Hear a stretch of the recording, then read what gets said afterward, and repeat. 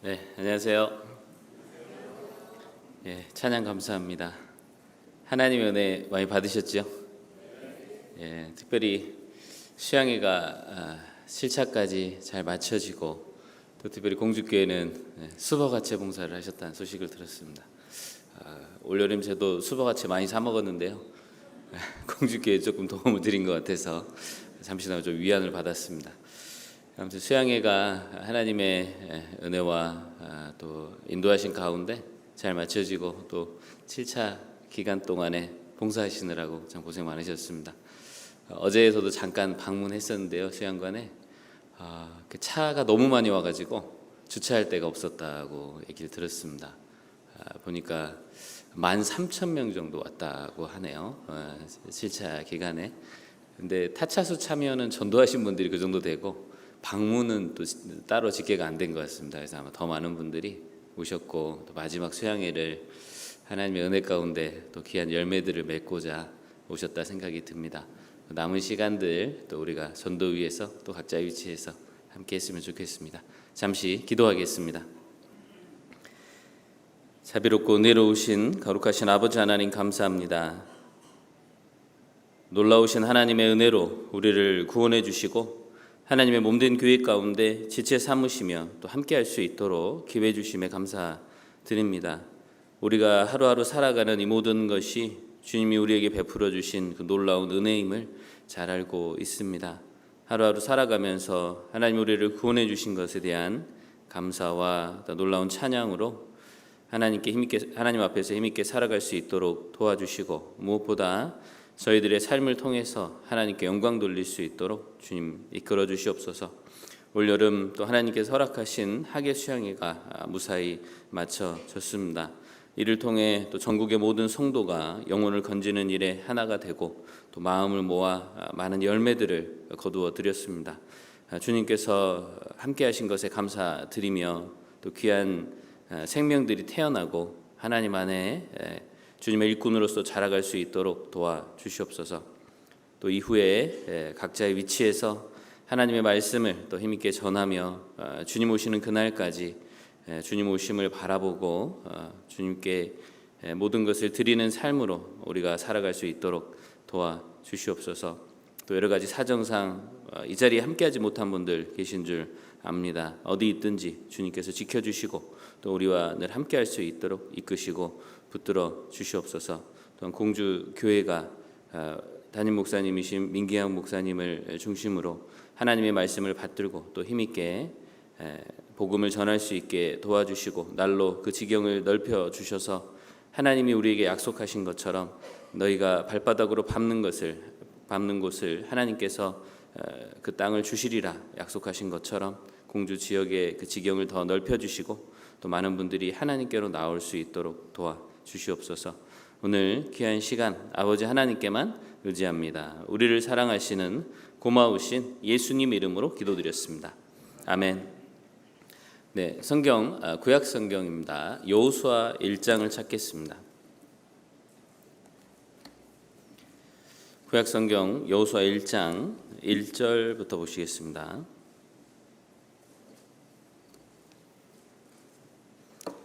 구약 320페이지입니다. 여호수아 1장 1절부터 6절까지 말씀입니다.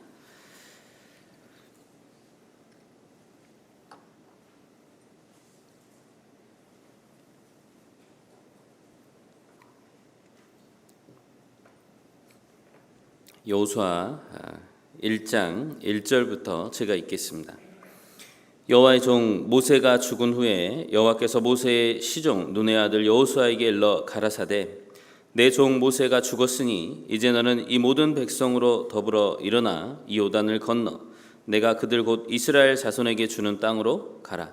내가 모세에게 말한 바와 같이 무릇 너희 발바닥으로 밟는 곳을 내가 다 너희에게 주었노니 곧 광야와 이 레바논에서부터 큰 하수 유브라데에 이르는 헷 족속의 온 땅과 또 해지는 편 대해까지 너희 지경이 되리라. 너희 평생에 너를 능히 당할 자 없으리니 내가 모세와 함께 있었던 것 같이 너와 함께 있을 것임이라. 내가 이를 떠나지 아니하며 버리지 아니하리니 네 마음을 강하게 하라.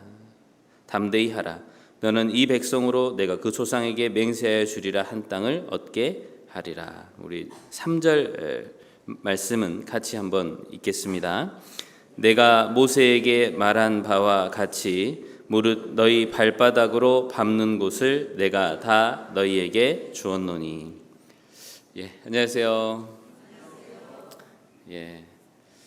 원주교회는 수양의 5차였습니다. 그래서 5차 수양에 저는 이미 치르고 또 잘 마무리했고요. 또 특별히 또 공주교회는 7차까지 다 참여하시면서 봉사하시느라고 정말 많은 어려움과 또 하나님께서 주신 그 놀라운 은혜를 직접 체험하셨을 거라 믿습니다.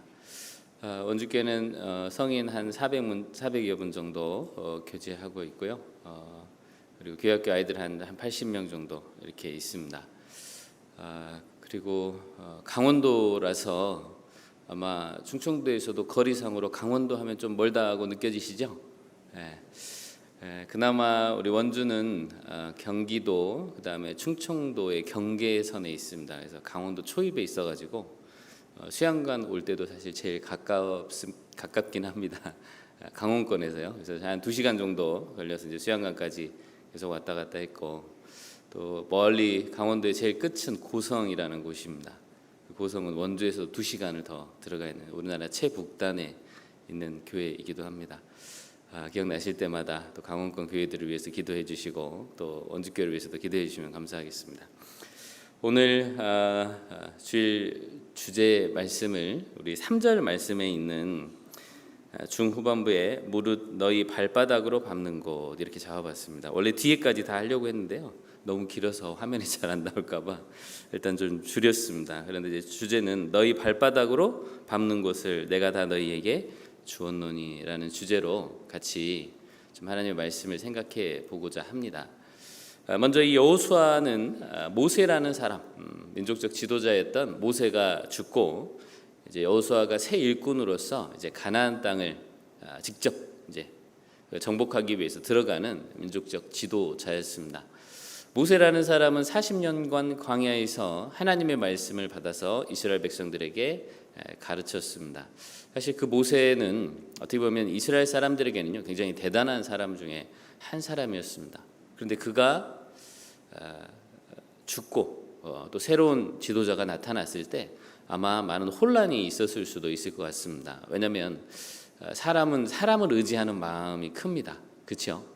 모세라는 사람이 40년간 그들과 함께했고 또 애굽에서 이끌어냈기 때문에 모세가 이스라엘 지도자라는 그 상징성은 굉장히 컸을 겁니다. 그러나 모세도 사람이죠. 한 번 죽는 것은 사람에게 정해졌습니다. 영원히 살지는 못하지 않습니까? 이 모세도 이제 자신의 일을 하고 때가 되어서 죽음을 맞이했을 때 하나님은 또 새로운 사람을 이끌어 들여서 그 주님의 일을 하십니다. 그래서 우리도 마찬가지죠.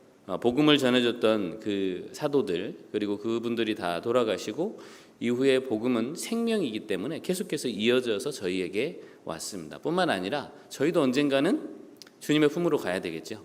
그러면 누군가는 또 이어서 복음을 전해야 할 겁니다. 그런데 이 여호수아는 하나님의 말씀을 그 누구보다도 가까이서 들었고 또 주님의 일을 누구보다도 잘 이행했던 사람입니다. 가나안 땅에 들어가기 전에 그 12 정탐꾼을 보냈을 때 여호수아가 거기 포함되어 있었고 여호수아와 갈렙은 하나님이 약속하신 그 땅, 그 땅에 네피림이 있고 정말 그 강대한 족속들이 있었지만 그들은 우리의 밥이라 외칠 만큼 영적으로 아주 깨어 있었던 사람입니다. 그래서 모세가 죽은 이후에 여호수아는 그 하나님의 말씀을 받들어서 가나안 땅을 정복하고 또 요단강을 건너서 정말 실제로 그 일을 실행했던 사람이다라고 잘 알려져 있습니다. 여기 1절을 다시 한번 보겠습니다. 1절입니다. 여호와의 종 모세가 죽은 후에 여호와께서 모세의 시종 눈의 아들 여호수아에게 일러 가라사대 내 종 모세가 죽었으니 이제 너는 이 모든 백성으로 더불어 일어나 이 요단을 건너 내가 그들 곧 이스라엘 자손에게 주는 땅으로 가라. 하나님이 여호수아에게 분명한 목표를 주셨습니다. 모세는 죽었고 이제 그 하나님이 약속하신 가나안 땅이 있으니 가라라고 하는 겁니다. 사실 이 여호수아는 모세라는 사람 옆에서 가장 가까이에서 훈련을 받았던 사람 중에 한 사람입니다. 모세가 시내산에 올라갔을 때도 여호수아가 함께해서 그 모세와 대화하시는 그 하나님 모습도 보았고, 그리고 그와 함께 있으면서 하나님이 어떻게 해서 그들에게 역사하시는지를 가장 가까이서 본 사람입니다. 그래서 하나님께서 그 여호수아를 택하신 것이다. 자, 이렇게 우리가 볼 수 있겠죠. 이 여호수아가 40년의 광야 생활에서 무엇을 보았을까, 또 무엇을 깨달았을까? 아마 그 중에 하나는 하나님은 약속의 하나님이시다라고 하는 것을 분명히 깨달았을 겁니다. 약속의 하나님이시다라고 하는 것은 무슨 뜻이냐면, 하나님은 말씀하시면 반드시 그것을 실행하시는 분이시다라고 하는 것을 깨달은 겁니다. 예. 아브라함에게 약속하신 민족과 땅과 복의 근원을 약속하셨죠. 그리고 이후에 그대로 되어가는 과정 중에 이스라엘 백성들이 출애굽에 나오면서 하나님이 그들과 함께 하시고 모든 것을 약속하시고 보여주셨습니다. 근데 그 40년의 기간 동안 모세는 하나님이 그들과 함께 하시고 그들에게 언약을 실제로 지키시는 분이라고 하는 것을 경험적으로 깨달은 겁니다. 그리고 그 하나님을 의지하고 나갈 때 하나님께서 그들에게 복을 주시고 실제로 그들과 함께 하셔서 또 주변 여러 민족들을 그 정벌할 수 있도록 도우셨다라고 하는 것을 우리가 알 수 있습니다. 성경에도 보면 하나님은 언약의 하나님이시라. 예. 이스라엘과 언약하시고 그대로 실행하시는 분. 또 그 말씀하신 그대로 시간이 조금 더딘 것처럼 우리에게 느껴질 수 있지만 하나님은 반드시 그 약속하신 것을 이루시는 분이다라고 하는 겁니다. 그래서 여호수아는 경험적으로 하나님이 말씀하신 것은 반드시 이루어진다라고 하는 것을 깨닫고 하나님이 명하신 그 약속의 땅으로 가라라고 했을 때 갈 수 있는 그런 영적인 주님의 군사였던 겁니다. 그래서 너무나 담대하게 이스라엘 백성들이 이끌고 가나안 땅을 향해서 갔습니다. 근데 그런 그 여호수아에게 하나님이 약속하신 것이 바로 발바닥으로 밟는 곳을 주시겠다라고 하는 거죠. 여기 3절입니다. 내가 모세에게 말한 바와 같이 무릇 너희 발바닥으로 밟는 곳을 내가 다 너희에게 주었노니. 하나님은 약속의 땅을 주실 것을 분명히 일러주셨습니다. 그 땅이라고 하는 것은 분명히 하나님이 주실 거예요. 그런데 그 땅을 받기 위해서 우리가 해야 할 일이 있다라고 하는 겁니다. 즉 이스라엘 백성들이 해야 할 일이 있어요. 그것이 뭐냐면 발바닥으로 그 땅을 밟는 겁니다. 여러분, 밟는다라고 하는 것은 어떤 의미가 포함되어 있겠습니까? 예, 먼저는 하나님의 말씀대로 실행하고자 하는 의지가 있어야 돼요. 그렇죠? 하나님의 약속의 말씀을 정말 기억하고 그분의 말씀대로 살아가고자 하는 의지, 그리고 의지뿐만 아니라 행동으로 옮기는 순종이 필요한 겁니다. 그래서 하나님은 이스라엘에게 정말 큰 땅을 약속하셨고 그 땅을 받기 위해서 인간의 편에서 반드시 밟고 나아갈 것을 말씀하셨습니다. 그래서 하나님이 주신 땅을 얻기 위해서는요, 그냥 가만히 앉아서 거저 얻는 것이 아니라 인간의 편에서 그 약속의 말씀을 믿고 나아가는 신앙의 결단이 필요한 겁니다. 자, 여기 잡으시고 신명기를 한번 보겠습니다. 신명기 11장입니다. 신명기 11장입니다. 신명기 11장 24절을 보겠습니다.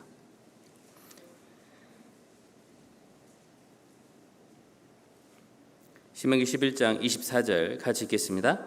너희의 발바닥으로 밟는 곳은 다 너희 소유가 되리니 너희의 경계는 곧 광야에서부터 레바논까지와 유브라데 하수라 하는 하수에서 서해까지라. 하나님께서 여기 11장에도 신명기서에도 말씀하셨죠. 모세를 통해서 약속하신 겁니다.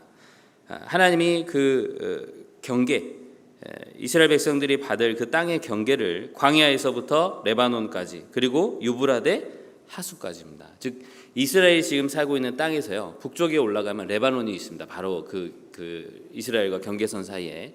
그리고 그 레바논에서 조금 더 올라가면 유브라데, 우리가 잘 알고 있는 에덴 동산의 유프라테스 강이 있죠. 그 강 하수까지, 그러니까 지금의 땅보다도 훨씬 더 넓은 땅을 하나님이 주시겠다라고 약속하신 거예요. 그러니까 하나님이 이곳까지는 이스라엘에게 주려고 그 땅을 예비해 놓으신 겁니다. 그런데 문제는 이것을 받으려면 어떻게 해야 됩니까? 전제 조건이 있잖아요. 너희가 이것을 발바닥으로 밟아야 된다라고 하는 겁니다. 이미 그 나라에는 이방 족속이 살고 있습니다. 그러니까 그들을 진멸하고 몰아내려면 어떻게 해야 돼요? 거기까지 가서 전쟁을 치르는 수고와 희생이 있어야 된다는 거예요.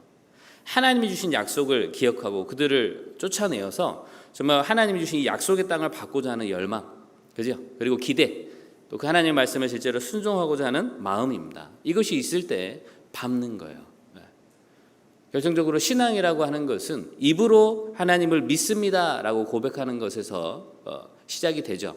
그러나 진짜 참 믿음과 신앙이라고 우리가 평가를 하려면 결국은 그 사람의 삶입니다. 삶이라고 하는 건 뭐죠? 하나님 말씀을 지키고 그리고 순종함으로써 주님의 뜻을 이루는, 그것이 진짜 참 믿음이요 신앙이라 할 수 있겠죠. 근데 많은 사람들 중에 또 우리 안에, 물론 이제 교회 안에서 열심히 그동안 살아왔던 분을 말씀드리는 것이 아니라 우리 안에 믿음이 있다고 교회 안에는 있지만 주님의 일에 적극적으로 참여하지 않는 사람들이 있습니다.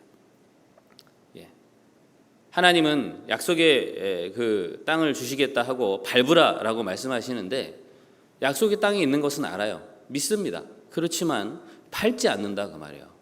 밟지 않는 자에게 하나님께서 무엇을 주실 수가 있겠습니까? 그런 믿음은 참 믿음이라 할 수 없는 거죠. 그래서 믿음이라고 하는 것이 우리의 삶에 가장 중요한데, 정말 하나님을 신뢰하고 그분을 믿는다면 정말 그분의 말씀을 따라 살아가고자 하는 삶의 변화도 같이 나타나야 되는 거죠. 이스라엘 백성들에게 땅을 약속했습니다. 그런데 그 하나님이 그들과 함께 하시고 그들 주시겠다라고 하는 것을 진짜 믿었다면 적극적으로 나가서 그 땅을 정말 개척하고 발바닥으로 밟아서 정말 주님이 주신 땅을 취하자라고 하는 의지와 결단이 필요하다라고 하는 거죠. 근데 그것이 비단 이스라엘에게만 적용되는 것이 아니라고 하는 겁니다. 그렇죠? 내가 이 세상을 살아가면서도 하나님이 내게 맡겨주신 지경이 있습니다. 땅의 경계가 있어요. 즉 내가 신앙생활을 하면서 하나님의 말씀을 전하고 외쳐야 할 그런 사람들이 있다 그 말입니다. 이스라엘 백성들에게 그 땅을 밟는 곳을 주시겠다고 약속하신 것처럼 그리스도인들에게는 주변에 있는 이뤄진 영혼들에게 복음을 전하는 것, 그게 지경을 넓혀가는 과정입니다. 그런데 그 전도가 쉽나요? 쉽지 않습니다. 영적인 전쟁이라고 했죠. 이스라엘 백성이 그 땅을 점령하는 것도 결코 쉽지 않습니다. 왜냐하면 그 가나안 족속들은 이미 철병거가 있고 또 아주 잘 훈련된 군사들이 있고 눈에 보기에 너무 강한 민족이었던 거예요. 그래서 그 땅에 들어갔지만 실제로 개척하는 것, 즉 땅을 밟고 그 땅을 차지하려고 하는 것에는요 굉장한 두려움이 있었던 겁니다. 그러니까 실제로 밟지 못한 거예요. 그런데 우리가 전도할 때도 사실은 그렇습니다. 분명히 하나님은 밟으라, 또 지경을 넓히라 라고 말씀하셨는데 전도를 해보면 어떻습니까? 넓히는 것이 쉽지가 않습니다. 특별히 내 가족들 전도할 때는 어떻죠? 말 한마디 꺼내면 싸움이 납니다. 분쟁이 납니다. 그리고요 소리가 커져요. 언쟁이 커집니다. 그럼 어때요? 스스로 위축되죠. 마귀는 그런 것들을 통해서 내가 발바닥을 밟지 못하게 하는 거예요. 그 지경으로 들어가지 못하게 하는 겁니다. 그런데 하나님은 말씀하시죠. 내가 밟는 곳을 하나님은 너희의 발바닥으로 밟는 곳은 다 너희의 소유가 될 거다. 하나님이 내 가족과 내 친족을 구원해 주실 거라는 그 믿음. 사도행전에도 주 예수를 믿으라 그리하면 너와 내 집이 구원을 얻으리라 하신 그 말씀을 믿고 나아갔을 때 하나님이 실제로 그 지경을 넓혀 주실 거라는 겁니다. 처음 시도하면 처음부터 좋은 반응으로 나오지 않죠. 언쟁이 커지고 또 다투고 또 여러 가지 마음에 불편한 것이 생길 수 있습니다. 그렇다고 우리가 포기할 수는 없죠. 다시 가는 겁니다. 또 밟으러 가는 거예요. 계속 밟다 보면 언젠가는 하나님이 그 우리의 마음과 뜻을 보시고 넓혀주시겠다라고 하는 겁니다.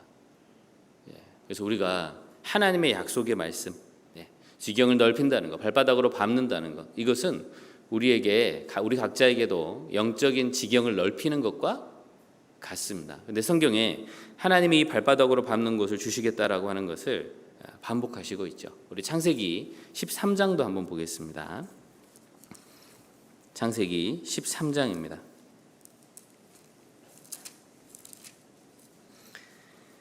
창세기 13장 17절입니다.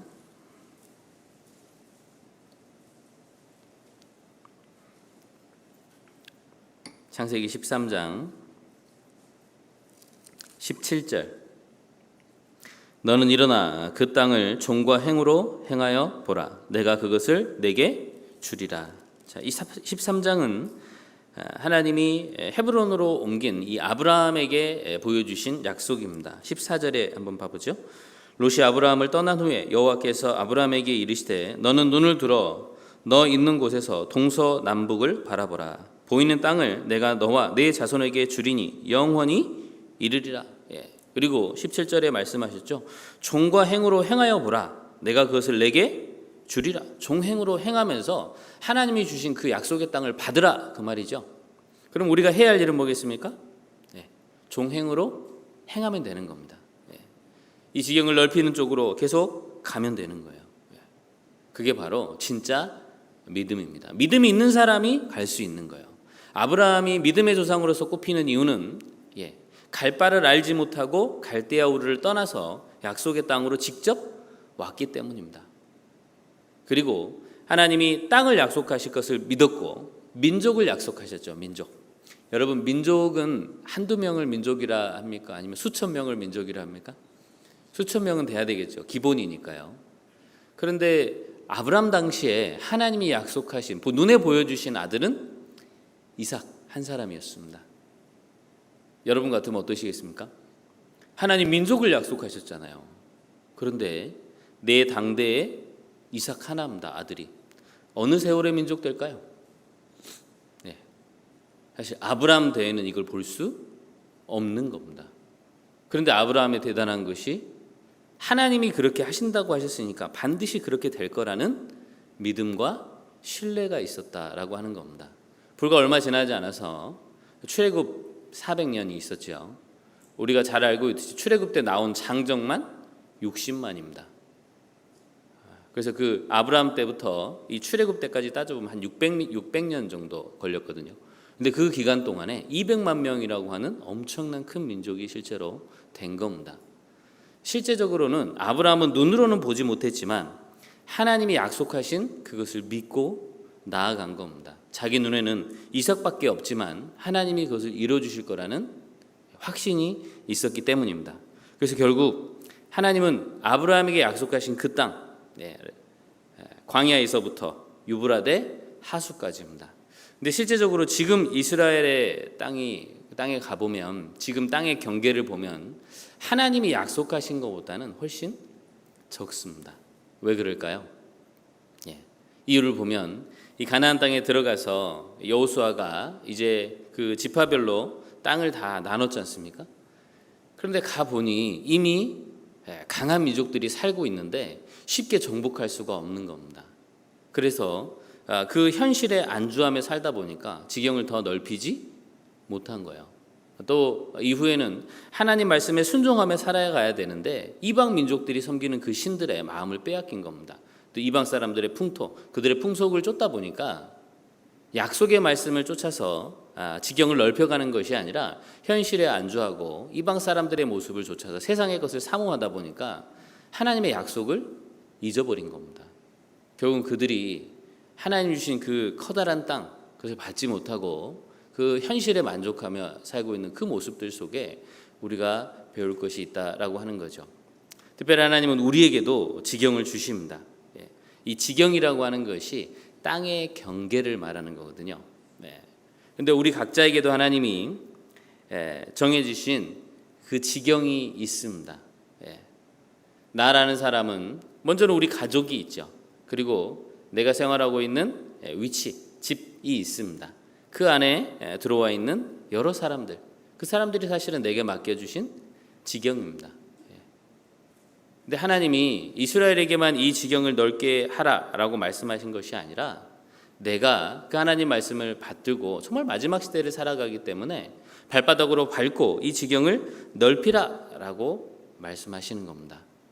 정말 그 하나님의 약속의 말씀을 붙들고 영적인 그 전쟁을 치열하게 하고 있는 사람은요, 시간이 지나면 분명히 그 지경이 넓혀지는 것이 보입니다.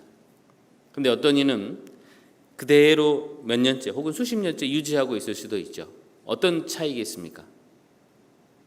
하나님이 발바닥으로 밟으라 했기 때문에 우리가 할 일은 그 지경을 넓히기 위해서 밟고 나아가는 겁니다.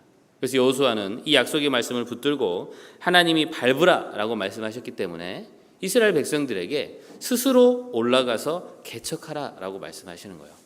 여호수아 우리 17장을 한번 보겠습니다. 여호수아 17장입니다.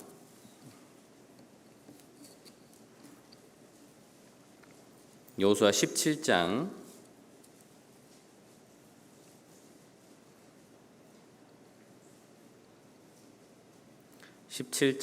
15절입니다.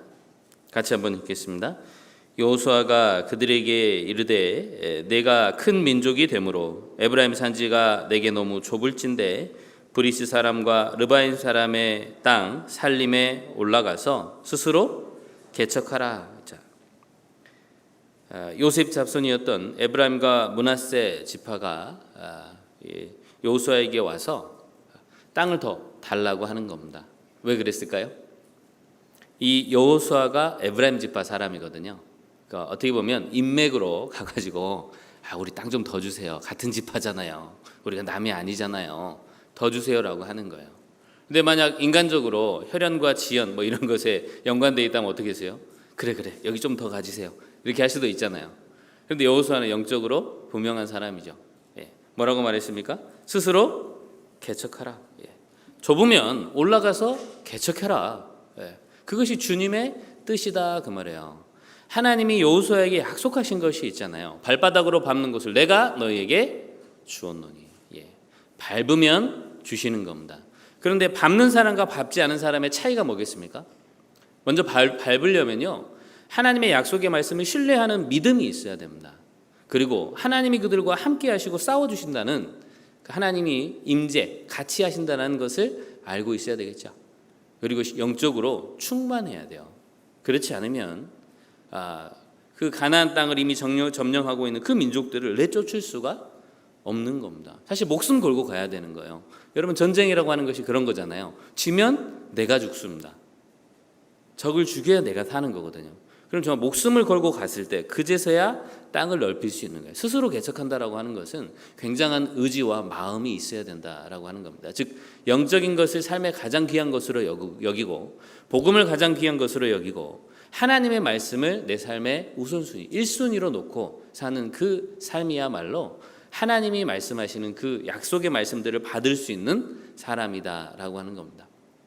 그러니까 평범한 사람들의 이상으로서 하나님의 약속의 말씀을 신뢰하고 나아갈 수 있는 그런 태도가 필요한 겁니다.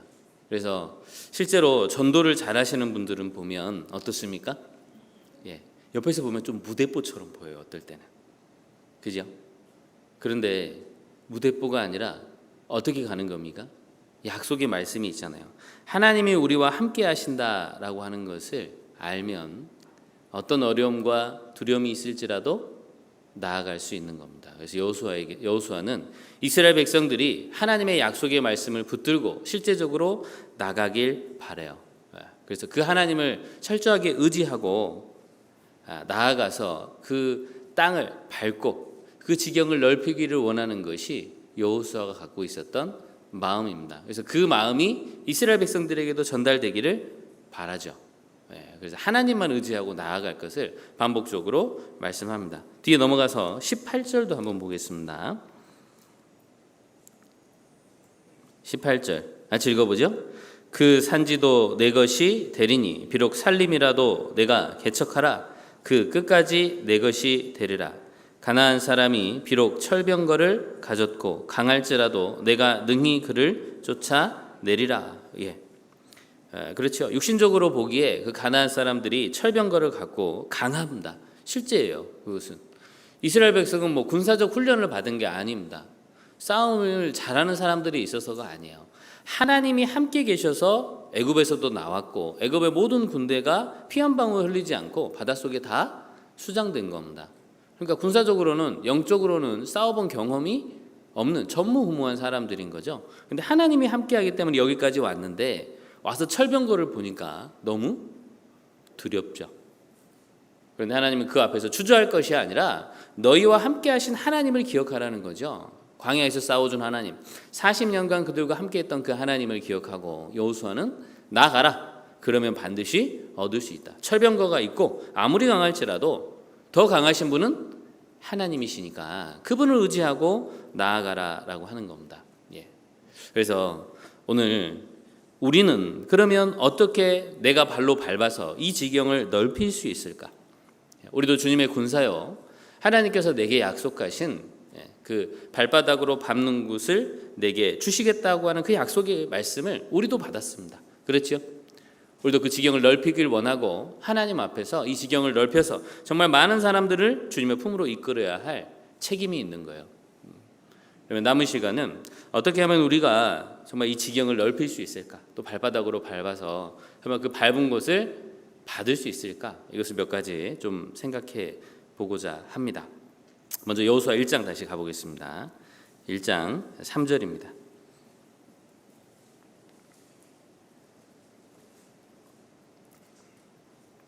3절 내가 모세의 말한 바와 같이 무릇 너희 발바닥으로 밟는 곳을 내가 다 너희에게 주었노니. 자, 발바닥으로 밟는 곳을 하나님이 주시겠다라고 했습니다.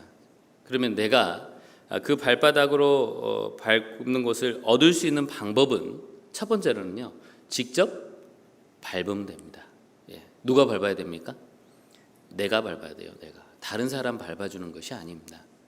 내 지경을 넓히기 위해서, 내 주변에 있는 영혼들을 건지기 위해서는 내가 직접 밟는 그런 행동이 필요한 겁니다. 야고보서 2장에 보면 온전한 믿음은 행함과 함께 믿음이 행함으로써 온전하게 된다라고 했습니다. 즉 믿음이 있노라라고 고백을 했다면 반드시 행함, 삶의 변화죠. 약속의 말씀을 지키고 나아가는 겁니다. 그게 동시에 이루어졌을 때 순종함으로써 믿음이 온전케 된다. 그래서 믿음은 행함과 함께 일한다라고 말씀하시거든요.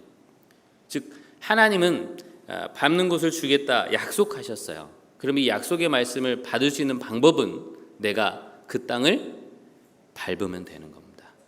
하나님은 약속을 지키시는 분이잖아요. 그죠? 성경 속에 나타난 하나님은 지금까지 한 번도 약속을 어기신 적이 없습니다. 성경 하나님은 항상 말씀하시죠. 하나님은 언약의 하나님이요 반드시 그 약속하신 말씀이 이룰 거라고 합니다. 그죠? 근데 실제로 그 모든 말씀을 다 이루셨어요. 특별히 역사 가운데서 이스라엘에 대한 역사, 이스라엘이 회복될 것이라는 그 예언의 말씀은 기독교인들조차도 그것을 신뢰하지 못하고요, 엉뚱하게 해석을 해서 교회 시대로 바꾸고 이스라엘을 완전히 배제한 그런 성경적 내용을 갖고 있었습니다. 그런데 하나님은 이 성경 말씀에 1.1획도 떨어지지 않을 거라고 말씀하시면서 이스라엘이 그대로 회복될 거라는 그 약속의 말씀 그대로 회복이 됐지 않습니까? 그죠? 그래서 우리가 정말 하나님을 신뢰하고 그분이 우리와 함께 하신다는 것을 알고 있다면 우리는 직접 그 땅을 밟아야 합니다. 왜냐하면 하나님 반드시 그 약속을 지키시는 분이니까요. 우리 마태복음 한번 찾아보겠습니다. 하나님 반드시 그 약속의 말씀을 실행시키실 것이다 라고 우리에게 말씀하셨는데 마태복음 5장을 찾아보겠습니다. 5장 18절입니다.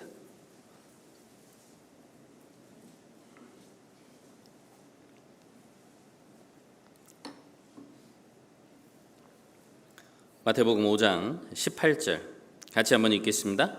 진실로 너희에게 이르노니 천지가 없어지기 전에는 율법의 1.1획이라도 반드시 없어지지 아니하고 다 이루리라. 성경에 나타난 하나님께서 분명히 우리에게 알려주시는 것 하나가 무엇이냐면 하나님이 말씀하신 그 율법, 하나님의 말씀, 이 하나님의 말씀의 율법의 1.1획이라도 없어지지 않는다. 반드시 없어지지 아니하고 다 이루리라. 예. 우리가 성경을 배우면서 놀라운 것이 그것이잖아요. 하나님이 그동안 우리에게 약속하신 것은 지금까지 다 되어왔고, 또 이미 이전에 과거에 기록한 내용도 다 사실로서 입증이 됐잖아요. 그래서 성경을 배우다 보면 하나님이 창조주시고 정말 참신이라고 하는 것을, 우리가 이 약속의 말씀들이 실행되는 것, 또 과거에 있었던 일들이 연구해서 우리가 보니까 증거가 있다라는 것을 알고 실제로 하나님 그렇게 하시는 분이다라고 하는 것을 깨닫게 되지 않습니까?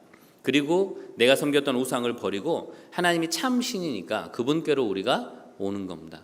근데 그 하나님께서 반복적으로 성경에 말씀하신 것이, 하나님의 말씀은 다 이루어집니다. 여러분, 꿈만 이루어지는 게 아니죠. 꿈은 이루는 사람도 있고 이루지 못하는 사람도 있습니다. 그런데 이 약속의 말씀, 하나님의 말씀은 반드시 다 이루어집니다. 그래서 우리 그리스도인들에게 하나님의 약속하신 그 땅과 지경을 넓히기 위해서는요, 반드시 그 땅을 밟는 우리의 행동이 필요합니다. 그런데 하나님이 발바닥으로 밟으라 했을 때 그때 주시겠다고 약속하신 것처럼 여호수아서에 보면 요단강을 건널 때 실제로 하나님께서 그것을 미리 보여주신 장면이 있습니다. 우리 여호수아 다시 가보겠습니다. 여호수아 3장입니다. 여호수아 3장.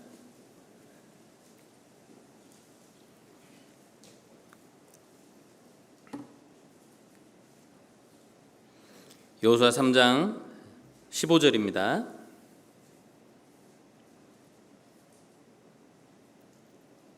15절입니다. 요단이 몸에 거두는 시기에는 항상 언덕에 넘치더라. 궤를 맨 자들이 요단에 이르며, 같이 읽어볼까요? 궤를 맨 제사장들의 발이 물가에 잠기자. 자, 여기 이 장면은 잘 아시죠? 이제 이스라엘 백성들이 가나안 땅을 들어가야 됩니다. 그런데 그 가나안 땅 들어가기 직전에 있었던 그 경계가 바로 이 요단강입니다. 그러니까 요단강 동편에 있다가 이 동편을 건너면 하나님이 약속하신 가나안 땅에 들어가는 거예요. 그런데 시기적으로 이 가나안 땅에 들어갈 때 요단강을 건너려면 여러분 200만 명이 있습니다. 요단강이 물이 많이 없을 때는요, 강폭이 굉장히 좁습니다. 우리나라 하천 정도 폭 정도밖에 안 돼요. 여기 아마 한 분단, 제일 좁은 곳은 요 분단 정도의 폭밖에 안 되는 곳도 있습니다. 그러니까 실제로 요단강을 봤을 때 우리는 뭐 한강, 낙동강 이런 거 생각하잖아요. 근데 그게 아니라 실제로 너무 작은 거예요. 근데 요 정도 폭이면 어때요? 조금만 힘쓰면 금방 건너갈 수 있잖아요. 그죠? 그런데 문제는 뭡니까? 여기 15절에 요단이 몸에 거두는 시기에는 항상 언덕에 넘치더라. 이스라엘에도 홍수의 기간이 있습니다. 장마 기간이 있는 거예요. 비가 많이 올 때. 우리로 따지면 이제 6, 7월이겠죠. 여러분, 비가 많이 오면 어떻습니까? 강물이 불어납니다. 엄청나게 많이 불어나죠. 그런데 하나님이 요단강을 건널 때 물이 없을 때 건너면 사람들이 어때요? 편안한 마음으로 가겠죠. 그런데 실제로 딱 가보니까 요단강 물이 넘치는 시기인 거예요. 여러분, 하천 이번에 비 많이 왔죠? 하천에 가보셨습니까? 비 많이 온 날? 성인 군자도 구경하는 딱 두 가지가 있답니다. 첫 번째 불구경, 그 다음요 물구경.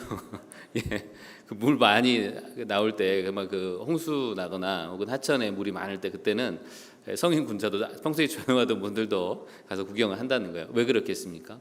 이게 무시무시하거든요. 그렇죠? 그런데 그 요단강을 건너는 시기가 하필이면 홍수 때다 그 말이에요. 장마 때, 비가 많이 올 때. 하천폭이 엄청나게 넓어집니다. 많이 넓어지는 게 수키로 넓어지기도 한다 합니다. 그런데 여기를 건너가야 되잖아요. 그런데 눈으로 보기에는 어땠을까요? 물이 없었다면 모두 건널 수 있어, 빨리 가자 이렇게 했을 텐데, 엄청나게 많은 물이 있는 걸 보고 아마 두려움에 떨었을 겁니다. 그런데 하나님의 약속은 뭐예요? 발바닥으로 밟아야 돼요. 이 제사장들이 궤를 메고 요단강에 들어가서 발이 물에 잠겨야 물이 그치는 겁니다. 이게 약속이에요. 우리가 우리의 지경을 넓힐 때도 사실은 마찬가지라고 하는 거죠. 이 상황과 형편이 내가 눈으로 보기에 내게 유리하고 하나님의 약속의 말씀이 금방 실행될 듯 하는 그런 상황이라면 우리가 모두가 다 갈 수 있겠죠. 하지만 현실은 그렇지 않다 그 말입니다. 진짜 믿음이 있나라고 하는 것을 알아보려면 사실은 정말 앞으로 나아갈 수 없는 상황을 주어져 보면 그 사람의 본심이 드러나게 돼 있잖아요. 그죠? 하나님이 가나안 땅으로 들어가라 했을 때 약속의 땅으로 가자 모두가 동의를 했을 겁니다. 그런데 막상 가보니까 요단강이 범람하고 있고 유속이 엄청 빠르게 흐르고 있으니까 이 건너가는 게 쉽지 않은 겁니다. 거기에는 여자들도 있고 어린아이들도 있습니다. 어떻게 저기를 건너갈 거냐 그 말이에요. 인간의 지혜로는 도저히 불가능하죠. 오늘날 같은 현대적 기술이 있었던 것이 아닙니다. 머리로는 가라고 하는데 눈으로는요 못 가. 주저앉아 버리는 거예요. 이런 상황이 우리에게도 충분히 있을 수 있다라고 하는 겁니다. 상황과 형편이 주님의 약속과 전혀 다를 때가 있다라고 하는 거죠. 그런데 진짜 믿음은 그때 드러난다라고 하는 겁니다. 여호수아는 하나님을 통해서 밟으라라고 하는 그 말씀을 분명하게 받았습니다. 제사장들에게 명했죠. 여호와의 언약궤를 메고 들어가라. 그리고요 밟으라라고 했습니다. 여러분 같으면 어떠시겠습니까? 홍수 시기에 공주에도 하천이 많이 있죠.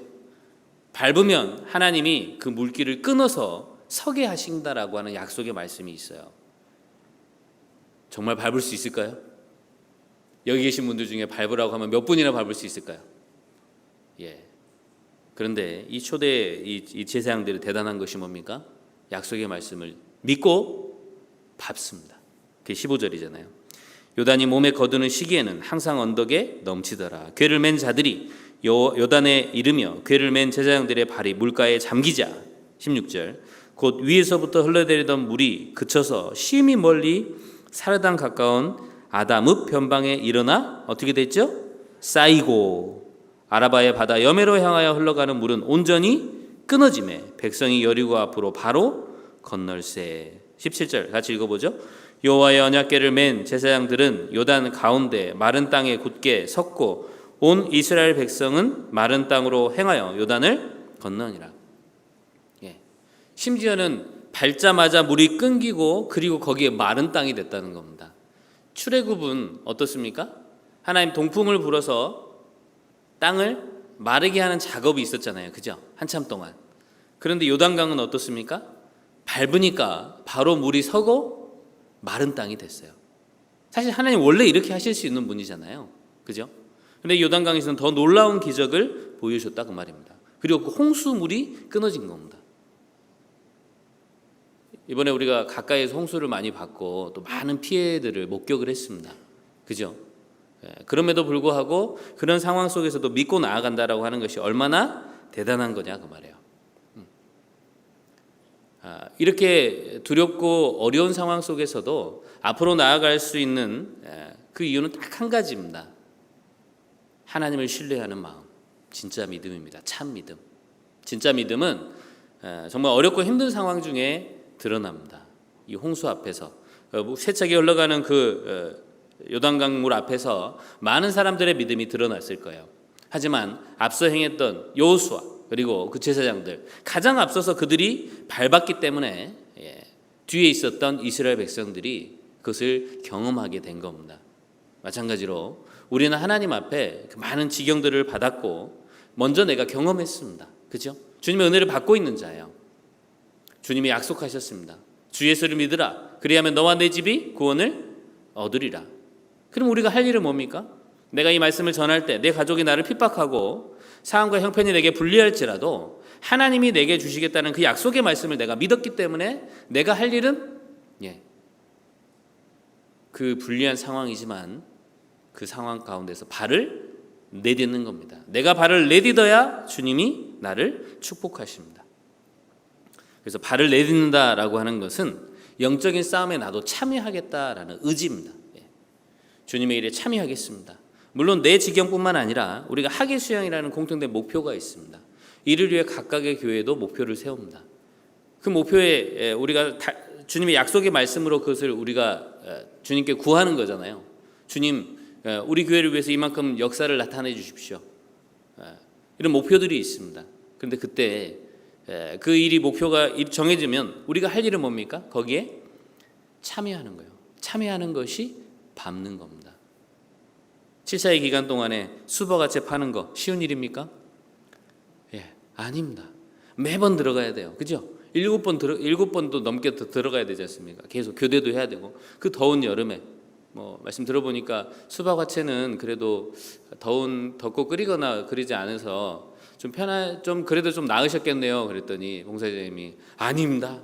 옆에서 치킨도 튀기고 핫도그도 팔고 그래가지고 열기가 다 이쪽으로 넘어왔다는 거예요. 생각해 보니까 그렇더라고요. 같은 건물 안에 다 들어가 있으니까 그 열기가 넘어오잖아요. 정말 그렇게 주님의 일을 하는 그 과정, 교회 공통된 목표에 참여할 때 쉬운 일이 아니다 그 말이죠.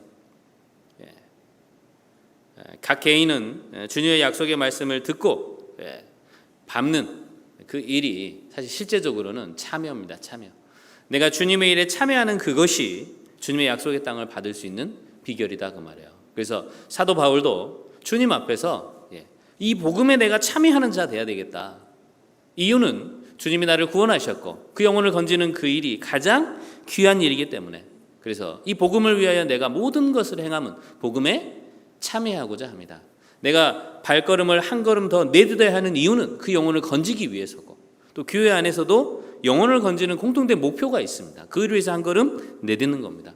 전국의 모든 성도들이 학예 수양회는요 공주 수양관으로 옵니다. 왜요?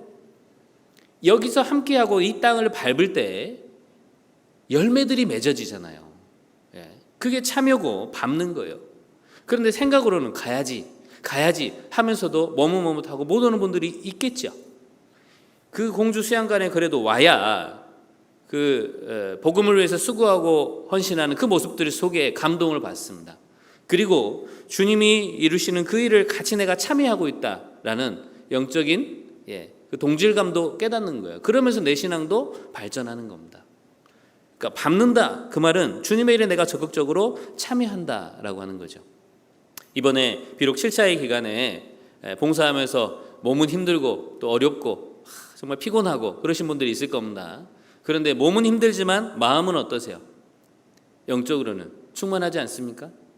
그래도 주님의 일에 내가 참여했구나, 마지막까지 마무리를 잘했구나, 그리고 침례하는 그 순간 많은 사람들이 침례를 받기 위해서 줄을 서 있었습니다. 제가 그 침례 받으려고 하는 그 줄까지 보고 왔거든요. 제일 많았던 것 같아요. 이번 차수가 보니까. 그동안 우리가 수고하고 헌신하는 가운데서 같이 동역하고 복음을 위해서 수고했기 때문에 그 많은 열매가 맺어졌다 그 말입니다. 그것 때문에 위로받잖아요. 그죠? 이런 일들이 내 가족과 내 지인들에게도 일어나야 되겠다라는 어떤 이런 또 힘을 또 받고 오지 않습니까? 그게 바로 땅을 직접 밟는 겁니다. 밟을 때 주님이 약속하셨어요. 밟아야 지경이 넓혀집니다. 고린도전서 한번 찾아보겠습니다. 고린도전서 9장 23절입니다. 고린도전서 9장 23절.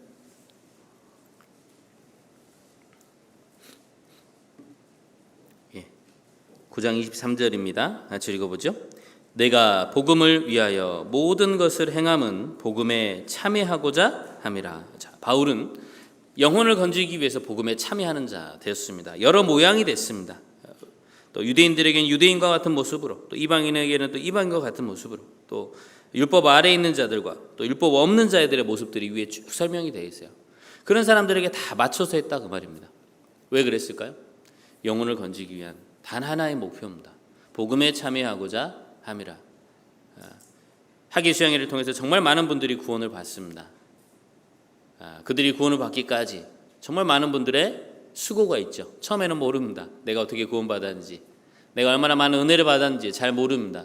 하지만 신앙생활을 하다 보면 나를 위해 수고하고 헌신한 사람들이 얼마나 많은가, 또 나를 위해 기도해 주신 분들이 얼마나 많은지 알 수 있습니다. 그러다 보면 감동이 되고 나도 그 일에 참여하고자 하는 마음을 주님이 주십니다. 경험한 자가 또 참여하는 거예요. 그래, 수양관에 가면 구원을 받더라. 수양관에 가면 그 마음이 풀어지더라. 수양관에 가면 그 형제자매님들의 모습 속에 이 이방인들의 마음이 감동이 되잖아요. 저 사람들은 무엇이 마음속에 있길래 저렇게 즐겁고 표정이 밝고 질서정연하게 잘 움직이냐 그 말이죠. 상담하다 보면 해마다 그런 분들이 꼭 오셔요. 상담할 때 보면 내가 이 말씀은 다 깨닫지는 못했지만 여기 있는 사람들 보니까 여기가 제대로 가르치는 곳이라고. 왜 그런 마음 드셨어요? 예. 이 자리에 오신 분들이 보니까 다 자기 돈 내고 왔다는데 저렇게 땀 흘리고 남을 위해서 수고하는 저 모습들, 그런데도 얼굴 찡그리지 않고 즐겁게 하는 그 모습들이 너무너무 감동이 되는 거예요.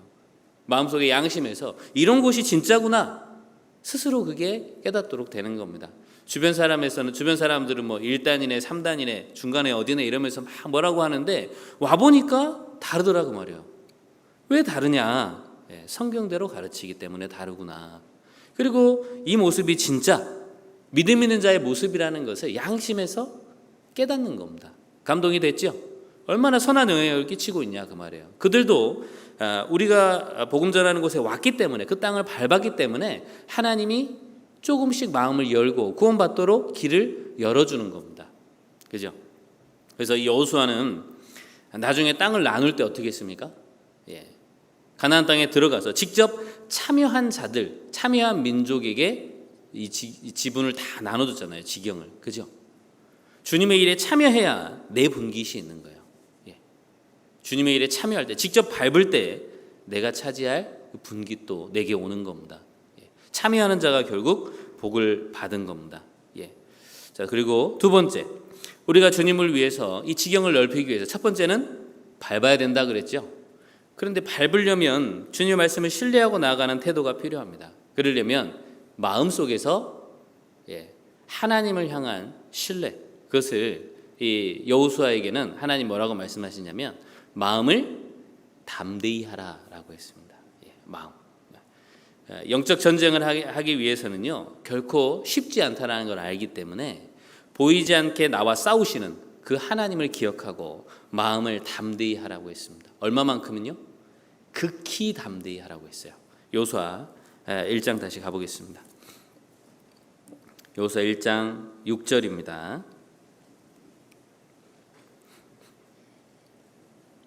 여호수아 1장 6절 7절입니다. 같이 한번 읽겠습니다.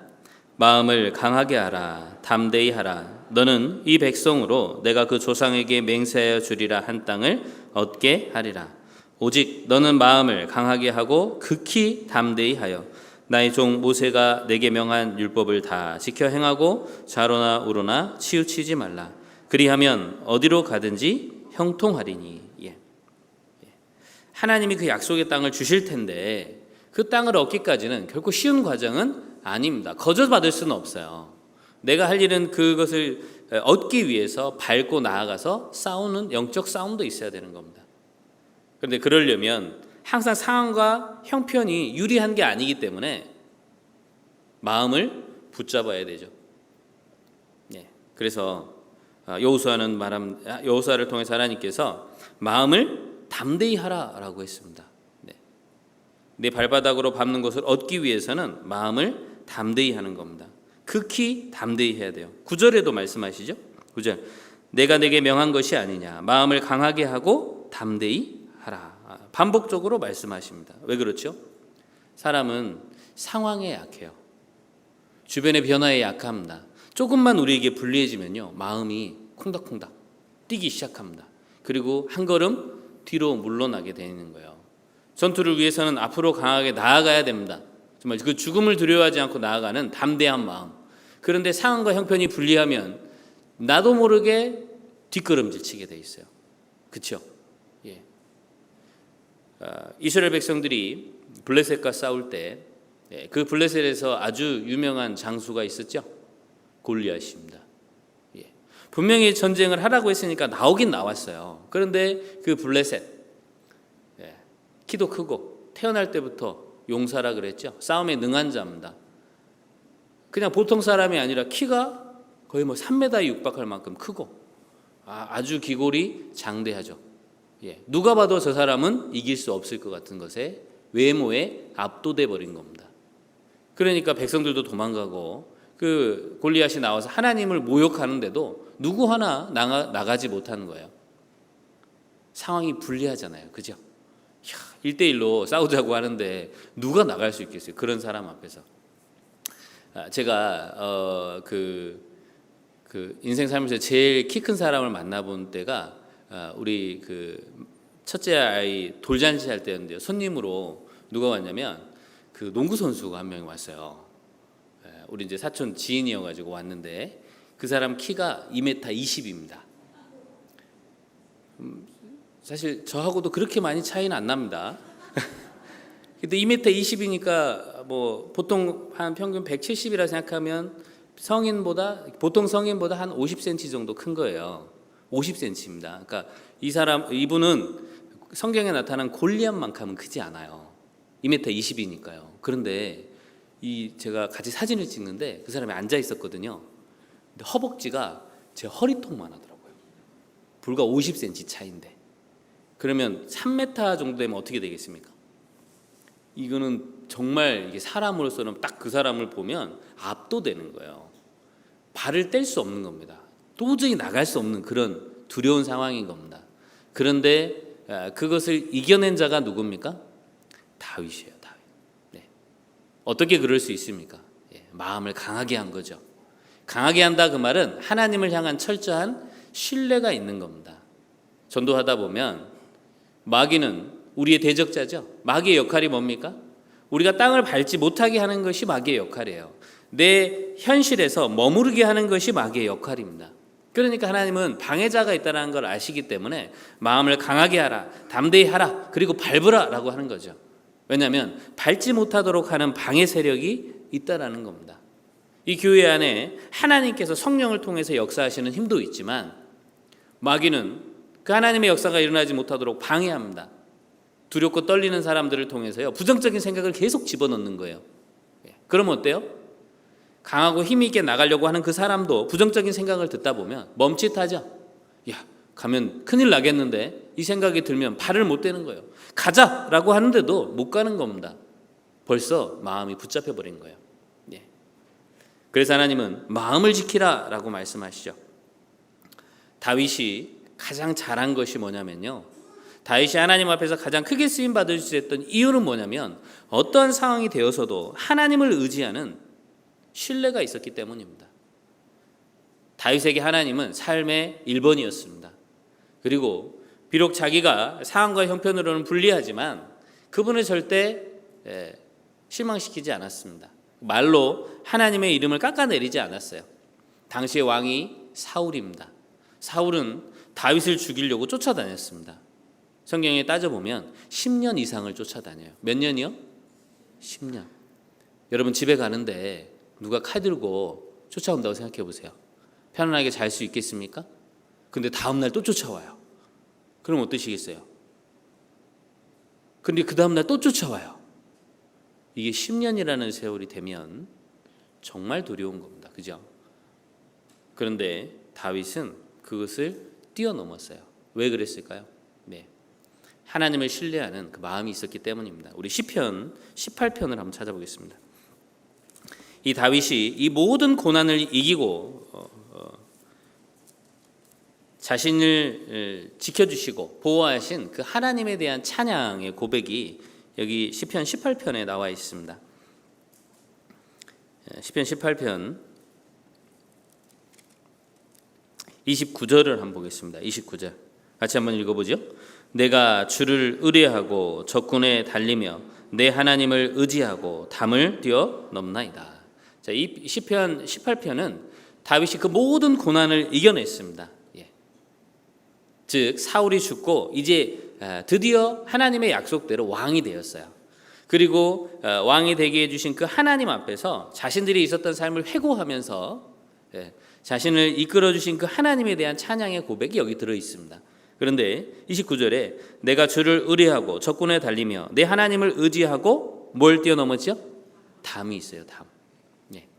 우리가 신앙생활을 하다 보면 주님의 일을 향해서 가야 되는데 그걸 가지 못하게 마귀는요, 담을 쳐서 내가 하나님이 약속하신 그 땅을 밟지 못하게 하는 거예요.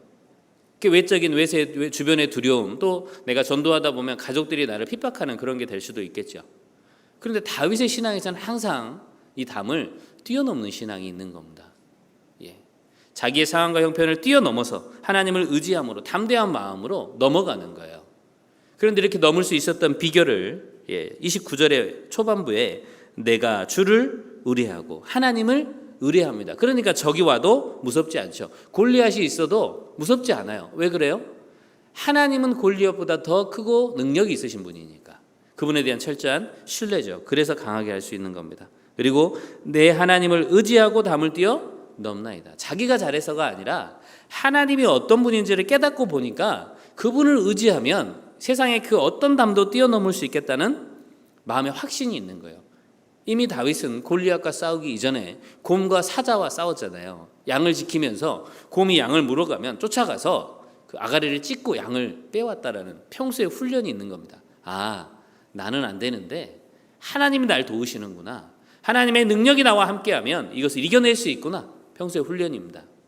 하루하루 삶 가운데 하나님이 나와 함께 하시고 승리하신 것을 맛본 거죠. 주님을 의지했을 때 승리를 맛본 겁니다. 그러니까 다른 대적이 와도 별거 없는 거예요. 왜냐? 또 하나님이 나와 함께 하실 거니까. 그게 진정한 믿음인 겁니다. 그런 다윗이 여호와 하나님에 대해서 이렇게 표현합니다. 1절 보시죠. 18장 1절입니다. 18장 1절 나의 힘이 되신 여호와여 내가 주를 사랑하나이다. 여호와는 나의 반석이시요 나의 요새시요 나를 건지시는 자시요 나의 하나님이시요 나의 피할 바위시요 나의 방패시요 나의 구원의 뿌리시요 나의 산성이시로다. 내가 찬송받으실 여호와께 아뢰리니 내 원수들에게서 구원을 얻으리로다. 사망의 줄이 나를 얽고 불의의 창수가 나를 두렵게 하였으며 음부의 줄이 나를 두르고 사망의 올무가 내게 이르렀도다. 내가 환난에서 여호와께 아뢰며 나의 하나님께 부르짖었더니 저가 그 전에서 내 소리를 들으시며 그 앞에서 나의 부르짖음이 그 귀에 들렸도다. 사망의 줄, 그 음부의 줄, 그리고 사망의 올무가 다윗에게 임했습니다. 사울이 항상 죽이려고 쫓아다녔거든요. 그런데 그때도 하나님께 부르짖고 이겨냈어요. 강한 마음이죠. 담대한 마음이죠. 오랜 기간 동안 이것을 경험하고 승리하다 보니까 하나님에 대해서 이렇게 표현하잖아요. 나의 힘이 되신 여호와여. 1절입니다. 내가 주를 사랑하나이다. 2절에 여호와는 나의 반석이요 요새요 나를 건지시는 자요 나의 피할 바위요 방패요 구원의 뿌리요 산성이시로다. 하나님을 얼마나 많이 경험하고 그분께 은혜를 받았으면 하나님을 표현하는 방법이 너무너무 다양합니다. 그만큼 많은 경험을 했다 그 말이에요. 승리의 삶입니다.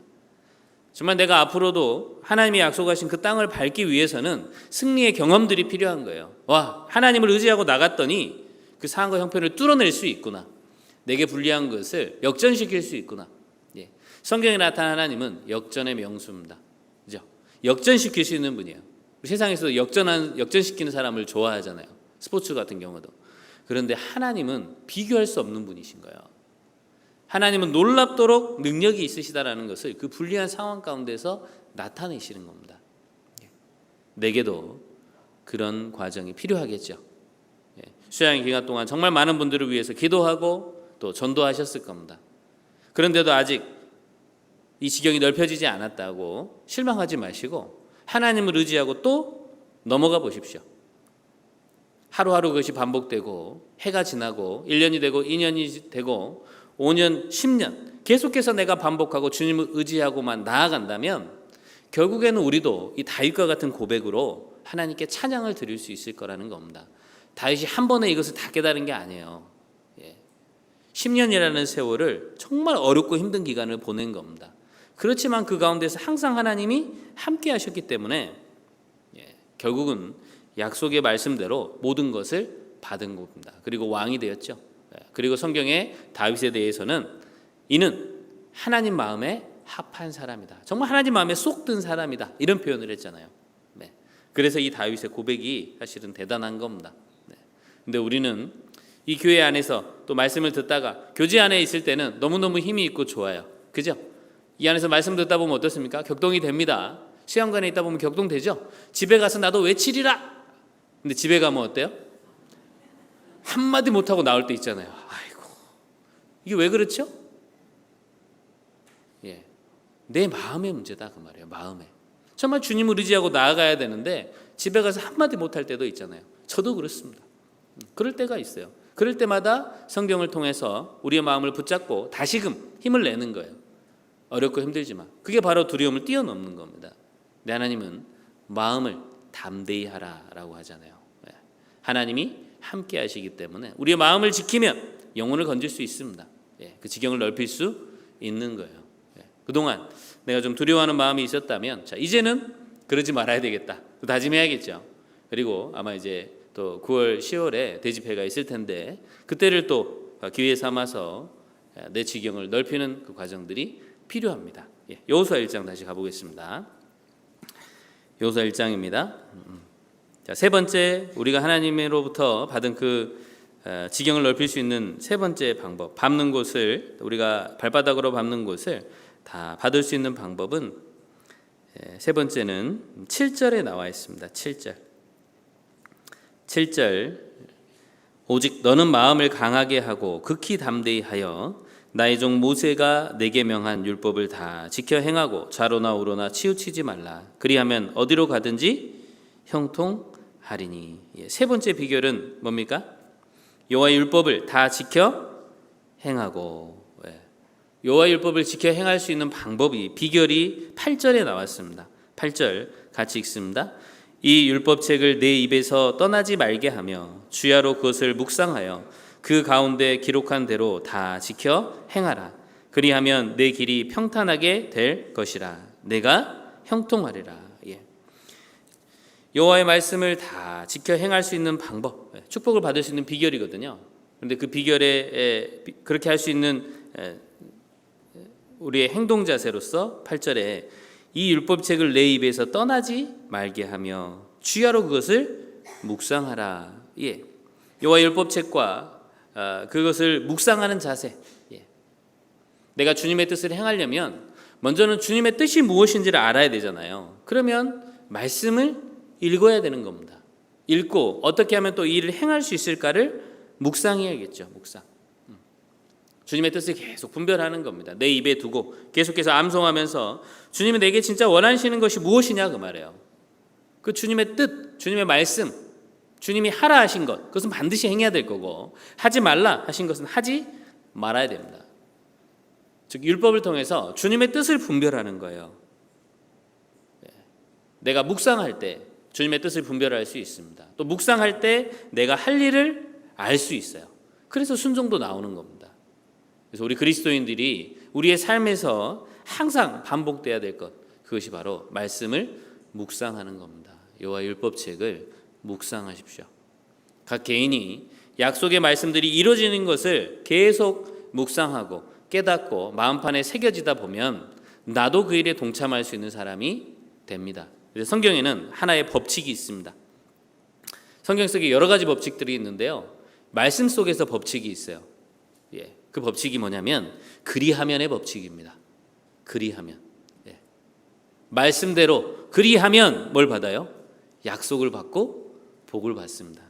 여러분들 성경에 제가 찾아봤거든요. 이 그리하면이라는 단어가 몇 번 나오냐면요. 204번이 나옵니다. 몇 번이요? 204번. 왜 이렇게 많이 들어있을까요? 그만큼 중요하기 때문에 그렇죠. 하나님 반드시 그렇게 하시는 분이다 그 말입니다. 그런데 이 그리하면이 가장 많이 반복된 성경이 바로 신명기입니다. 하나님이 약속하신 것을 먼저 알려줍니다. 모세가. 그리고 그리하면 받을 복을 또 일러주셔요. 하나님은 먼저는 믿음을 가진 자가 약속의 말씀을 실행할 때 반드시 그것을 실행해야 내가 뒤에 오는 복을 받을 수 있다라고 말씀하시죠. 우리 신명기 한번 가보겠습니다. 신명기 4장을 한번 보겠습니다. 신명기 4장.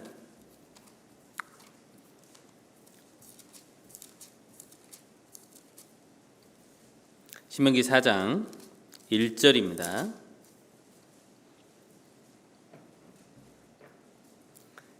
4장 1절 같이 한번 읽겠습니다. 이스라엘아, 이제 내가 너희에게 가르치는 규례와 법도를 듣고 준행하라. 그리하면 너희가 살 것이요 너희 열조의 하나님 여호와께서 너희에게 주시는 땅에 들어가서 그것을 얻게 되리라. 여기도 그리하면 나오죠. 그리하면은 법칙이라 그랬죠. 여러분 법칙은 뭡니까? 반드시 그렇게 되는 게 법칙이에요. 예외가 없습니다. 무조건 그렇게 되는 겁니다. 만유인력의 법칙. 모든 물체는 지구를 중심을 향해서 떨어지는 거죠. 반드시 그렇게 되는 겁니다. 자, 우리가 하나님의 축복을 받는 비결이 바로 여기 들어있어요. 그리하면의 법칙. 여호와께 복 받고 싶으시죠? 하나님께 축복 많이 받고 싶으시죠? 비결이 여기 들어있습니다. 예. 이스라엘아, 이제 내가 너에게 가르치는 규례와 법도를 듣고 준행하라. 준행은 뭡니까? 머리로만 알 것이 아니라 지켜 행하는 거예요. 말씀대로 사는 겁니다. 가라 하면 가야 되고요. 외치라 하면 외쳐야 됩니다. 또 하지 말아야 될 것, 머물지 말아야 될 곳에는 머물지 않는 거예요. 자, 우리가 하나님이 주신 지경이 있습니다. 그러면 하나님은 그 땅을 밟으라고 했어요. 이것은 약속의 땅입니다. 무조건 밟아야 돼요. 그런데 마귀는 이곳을 밟지 않고 다른 쪽으로 가게 해요. 그렇죠? 왜냐하면 마귀는 주님의 뜻을 거스르는 자니까. 그죠? 그러니까 내가 밟아야 할 곳을 밟지 않고 밟지 말아야 할 곳을 밟고 있으면 절대로 주님이 주신 복을 받을 수 없다라고 하는 겁니다. 그것이 바로 그리하면의 법칙이에요. 주님의 말씀대로 준행했을 때 그리하면 너희가 살 것이요 너희 열조의 하나님 여호와께서 너희에게 주시는 땅에 들어가서 그것을 얻게 되리라. 예, 신명기서에 이 그리하면이 계속 반복됩니다.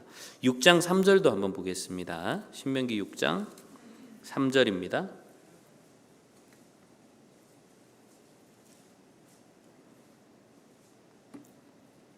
신명기 6장 3절 같이 읽겠습니다. 이스라엘아 듣고 삼가 그것을 행하라. 그리하면 내가 복을 얻고 내 열조의 하나님 여호와께서 내게 허락하심과 같이 젖과 꿀이 흐르는 땅에서 너의 수요가 심히 번성하리라. 예. 하나님은 이스라엘 백성들이 순종했을 때 주실 복을 굉장히 많이 약속했습니다. 이스라엘이 복을 받을 수 있는 비결은 그대로 살면 됩니다. 사실 어렵지 않아요. 신앙생활은 참 간단합니다. 명료하죠. 그런데 쉽지 않아요. 네. 이스라엘아 듣고 삼가 그것을 행하라. 먼저는 들어야 되겠죠. 주님의 뜻이 무엇인지 듣는 겁니다. 삼가한다는 것은 주의하고 조심해야 되는 거죠. 주님의 뜻에 맞는가, 주님의 뜻에 틀린가, 이걸 분별할 줄 알아야 돼요. 그래서 주님의 뜻이라면 그대로 행해야 되겠죠. 주님의 뜻이 아니라면요, 멈춰야 되는 겁니다. 그러니까 그 뜻을 구분해서 행했을 때 그리하면 내가 복을 얻고 내 열조의 하나님 여호와께서 내게 허락하심과 같이 젖과 꿀이 흐르는 땅에서 너의 수요가 심히 번성하리라. 예. 우리는 주님의 백성입니다. 우리가 할 일은 주님의 말씀을 묵상하고 그분의 뜻을 분별해야 돼요. 내 입에 하나님의 말씀이 심히 가까워야만 그것이 이루어질 수 있습니다. 그 시편의 1편에 복 있는 사람이 있죠. 복 있는 사람은 악인의 길에 서지 아니하며 죄인의 길에 서지 아니하고, 아이고 앞에 있으니까 시간은 없고 생각이 잘 안 나는데 찾아보겠습니다. 예, 그래도 중요하니까. 시편 1편입니다. 예, 시편 1편 1절 보겠습니다. 805페이지입니다. 시편 1편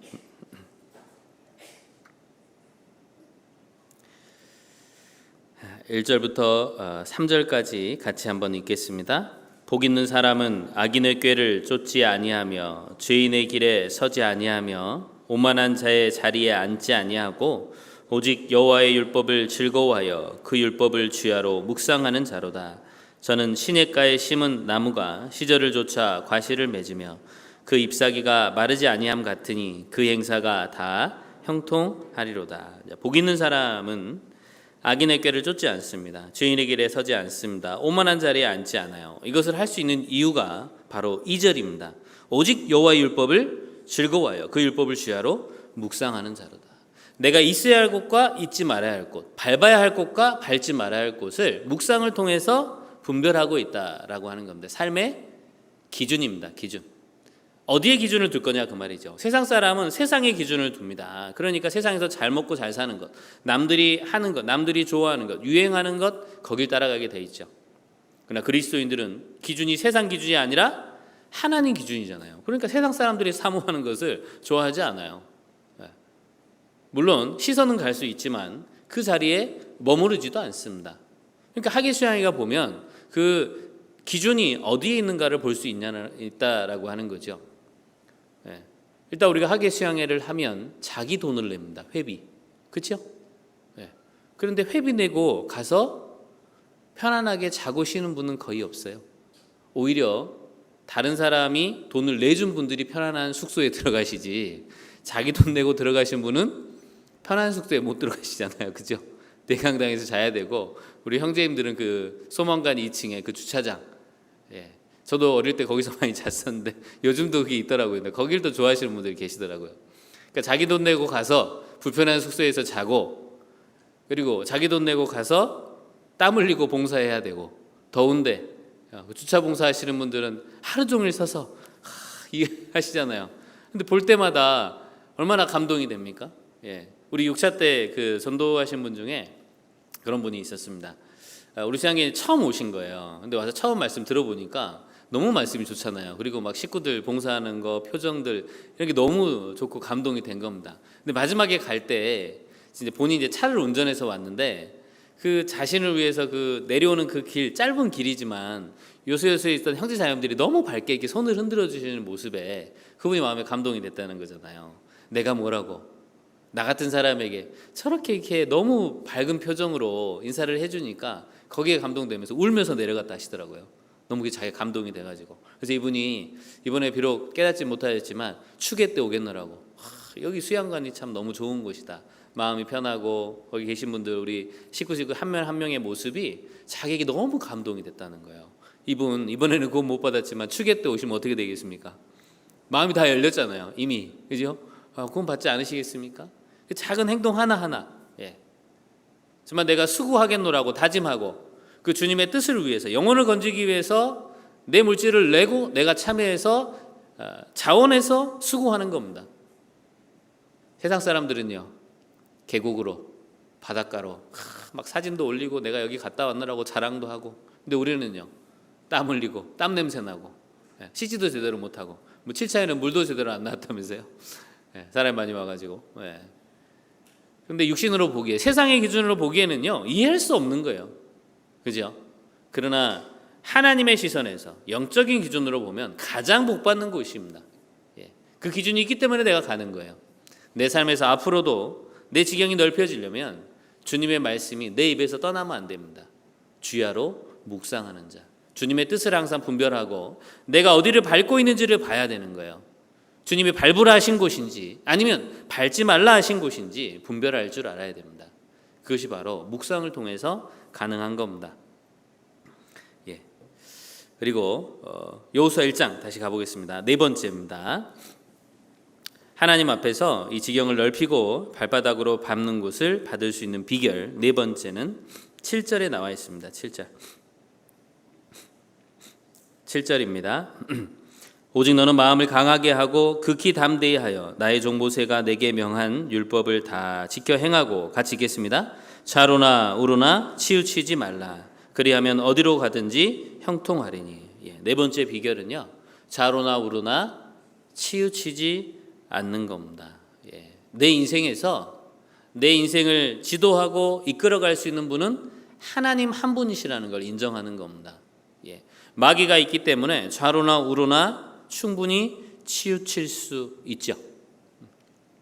주님의 일을 위해서 가지만 우리는 육신의 눈이 있습니다. 그리고 주변 상황을 보게 됩니다. 그러다 보면 말씀을 향해서 가는 것이 아니라 곁길로 갈 수 있다라고 하는 겁니다. 충분히 그럴 수 있는 거죠. 그래서 하나님의 말씀을 정말 마음판에 새겨서 좌로나 우로나 치우치지 말라라고 합니다. 마태복음에도 보면 하나님과 재물을 겸하여 섬길 수 없느니라. 대표적으로 우리는 하나님과 이 세상 마귀가 주는 유혹에서 같이, 이 상황 속에서 같이 살아갑니다. 그런데 정말 내가 하나님만 보고 가면요, 치우치지 않습니다. 치우쳤다면 말씀이 내 안에 있을 때 다시 돌아올 수 있는 거예요. 말씀을 따라가는 그 길이 축복의 길입니다. 그런데 마귀는 자꾸 우리를 끌어당기죠, 세상으로. 그 마귀가 주님의 일을 하지 못하도록 방해하고 있기 때문에 우리가 내가 잠시나마 치우치고 마음이 두려움에서 사로잡혀 있다면, 내가 그 대적자에게 유혹을 받고 있는 거구나, 그 대적자에게 내가 속았구나. 이걸 빨리 깨닫고 하나님께로 와야 합니다. 왜냐하면 마귀는 우는 사자처럼 내 신앙을 망가뜨리려고 삼키려고 하지 않습니까? 우리 성경 베드로전서 한번 찾아보겠습니다. 베드로전서 5장입니다. 베드로전서 5장 8절입니다.